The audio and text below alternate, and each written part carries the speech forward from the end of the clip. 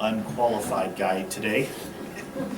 I was just watching Crow out there, and it was flapping against the breeze and not really going anywhere. And I kind of feel like that's where this message could probably go. I'm going to try to bring you along. I mean, if I were to title the message that I'm going to try to give you today, it's going to be Chaos into Order. And the reason that I'm putting it like that is because it's a bit complicated, and I'm going to have to maybe explain some Hebrew poetry, which poetry I'm not that great at, so it'll be interesting.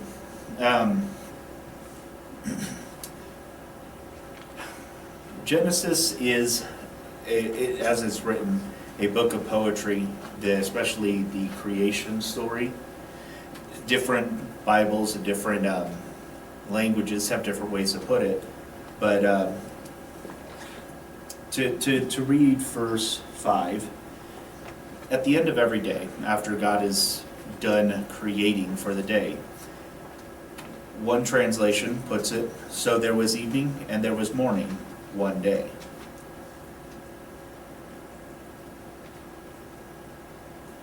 So the evening and the morning were the first day.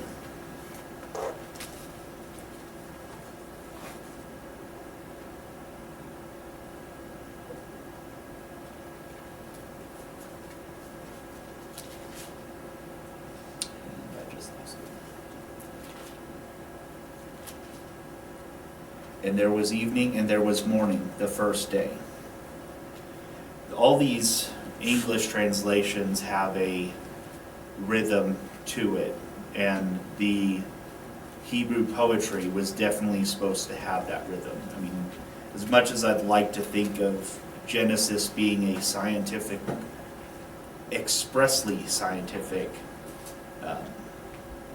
maybe blueprint towards creation, that's just not the way God recorded it. So there is a English tool called a palindrome, where race car is one of them, and it can be spelled out Racecar, or Hannah, Hannah, and it's spelled like that, forward and backwards. You still get the same name. A chiasm is a chiastic structure is a common literary tool. It was used in ancient times to express an overall thought or to hide a truth. Now, I have a couple different ways that might have been playing out.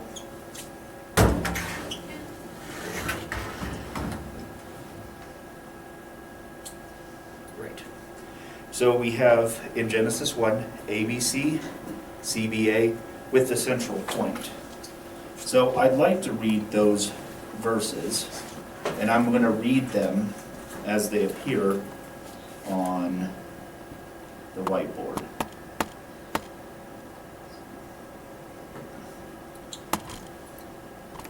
God saw that the light was good, and he separated the light from the darkness. So God made the vault and separated the water under the vault and the water above it.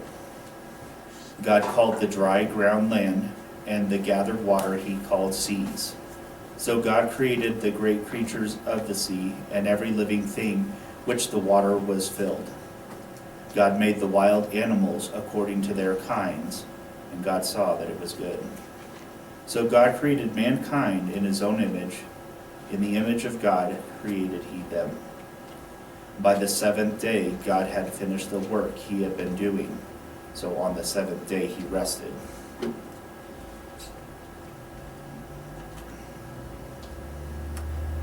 God took a chaotic and empty space, and he spoke order into that environment. I wasn't sure where I'd go with that. But seeing as there is a central point in Genesis during the creation story of God bringing order to chaos, I thought we could look at some other places where chaos was introduced. And on this side, in Genesis 2 and 3, it talks about the fall of man. In the fall of man, we see God taking an order that he had just created and had put man, his image bearers, Adam and Eve, into the midst of it. And we are probably familiar with the story, but man rebelled. Adam and Eve took the instruction that God had given them, and they broke that fellowship with God. Death was a result of the sin in that environment. And I'm actually going to step back a couple steps. And I'm going to go through and read the passages very similar like I did to this side. And I'll do it for the human chaos that we introduced into the garden. So give me just a minute. And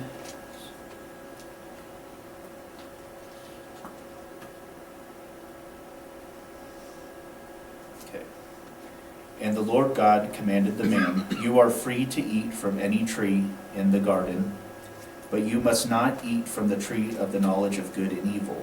For when you eat from it, you will certainly die.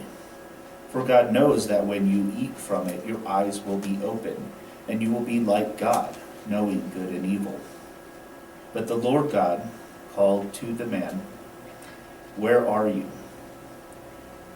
Adam named his wife Eve because she would become the mother of all the living. The Lord God made garments of skin for Adam and his wife and had clothed them. And the Lord God said, "The man has now become like one of us, knowing good and evil.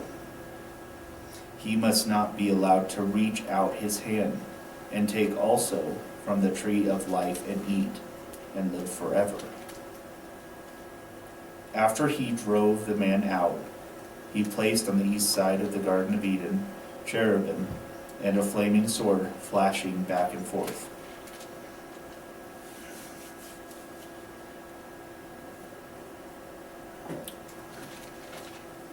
The chaos and the death that Adam and Eve brought into the garden had a consequence that we were learning about last week, and I did touch on this morning in the Bible study, but I will briefly kind of explain it.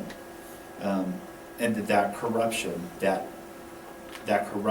bleeds its way all over the earth is sin, and death is separation from God. They didn't die right away, but that separation was enforced then. And our mortality, as it were, is a blessing because there is a promise of redemption.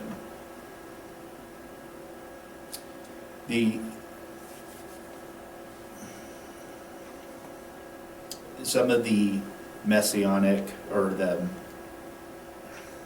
some of the ways that people knew that a Messiah was coming, that Jesus was coming, was how the promise that Eve had in that garden over Satan, the deceiver.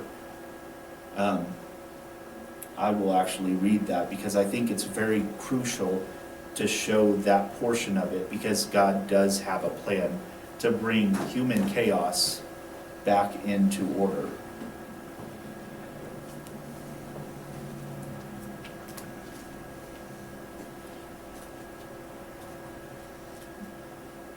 Then the Lord said to the serpent, "Because you have done this, you are cursed more than all the animals, domestic and wild. You will crawl on your belly, groveling in the dust as long as you live. And I will cause hostility between you and the woman, and between your offspring and her offspring. He will strike your head, and you will strike his heel. Then he said, God said to the woman, I will sharpen the pain of your pregnancy, and in pain you will give birth. And you will desire to control your husband, but he will rule over you.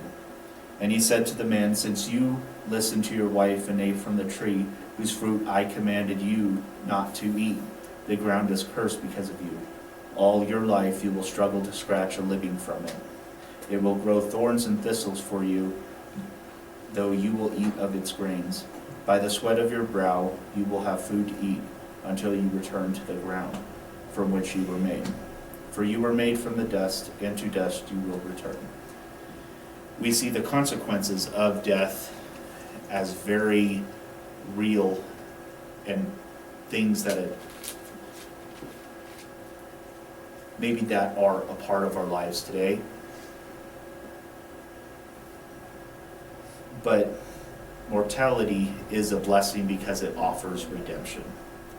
And the promise of life coming from Eve is traced all the way down to Jesus. Not to give away the ending of the book, but it does happen that way. Jesus is the conqueror over sin and death. He crushes the skull of the serpent, and his heel is bruised because of that. Because of humans unleashing chaos, innocence flips to shame as man understands good and evil. Unity and fellowship between God and man fractures, and Eden's harmony is disrupted by chaos. Just like we could see God purifying a place in the midst of his people with the tabernacle, we can see Jesus doing the same thing. And in fact, it is Emmanuel, God with us. God cutting out a space right next to us, in the middle of us. His living with us and us living around him at the center of our lives is him bringing order to the chaos that we brought. I do hope I'm explaining it well enough to where we're not lost by the poetry in Genesis and we're able to see the effects of sin in our life.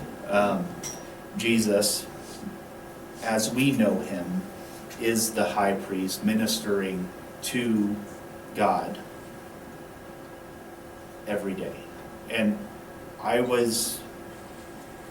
told this this morning in the Bible study, I was astonished to find out how much work went into the daily operation of the tabernacle. And if we were to put a dollar amount on it, it's a couple $100,000, because every day the priest would need to purify the area that the tabernacle rested in, and it would require sacrifice.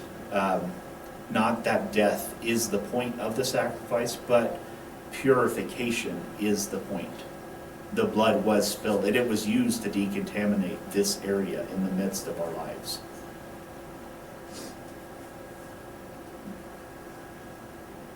The blood being applied to the altar and being poured out for us as we engage in worship with God every day. There were,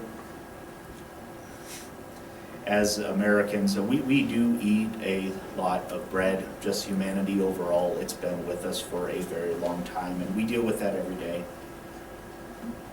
The flour and oil offering, the Lord's Supper, like, we have traces of these moments in the Bible where we're to be participating with God. A shared worship with him. The more I learn about Leviticus and how its order and the way it was put around there, I do find I have more questions than I know what to do with. You know, the Bible doesn't cover all the questions. There is speculation. And as an American, we don't have a sacrificial system that we can look to and go, oh, that's why we do this thing over here. I mean, the Israelites saw that in Egypt, but Egypt's sacrificial system to their gods was ran very differently. The gods had their own herds that they pulled from, and their gods required that they eat. God states in the Bible that he does not need it, but it's a shared expression between him and his people. Kind of like a family meal. If you were to eat with your family, you would want to have that fellowship, that moment at the dinner table where God is looking at his children going, this is nice. I want this with you. And it is very easy to get lost in the weeds in Leviticus. It's really hard, because it's just stuff that we're not familiar with. And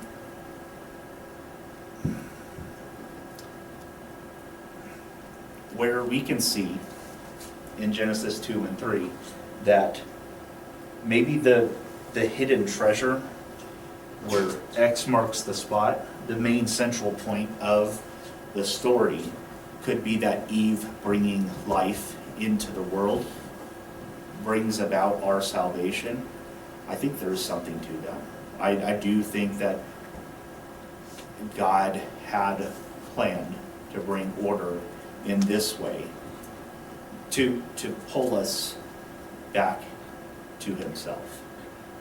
And we see it play out time and time again as humanity continues to fail him, where the Israelites, it's very easy to see faults in other people. I mean, I'm perfect, but I see faults in everyone else. When we look at the Israelites, it's easy to be maybe harsh and maybe more judgmental than we ought to be. Because I think if we're all being honest, when we look at our own lives, we definitely see ourselves as failures. These Christian, this following Christ, which is what Christian means, is a really hard thing to do, because Christ is who he is. He's perfect. He has this goal, and he has these things that he is setting in order. And I think when the New Testament was written and all those things were playing out and he's eating dinner with his disciples, they didn't know what was going on. And looking back on it, definitely we have hindsight and we can see things a lot better than they could. But even they recognized he was the Christ, that he was the Messiah. And as we recognize it today, we can go back and look at these scenarios where we see God creating something perfect, and then we can see over here that God is bringing that order back into himself. He's fixing the broken world that he created and that we messed up.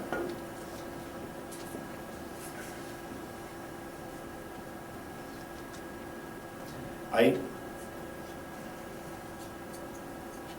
am...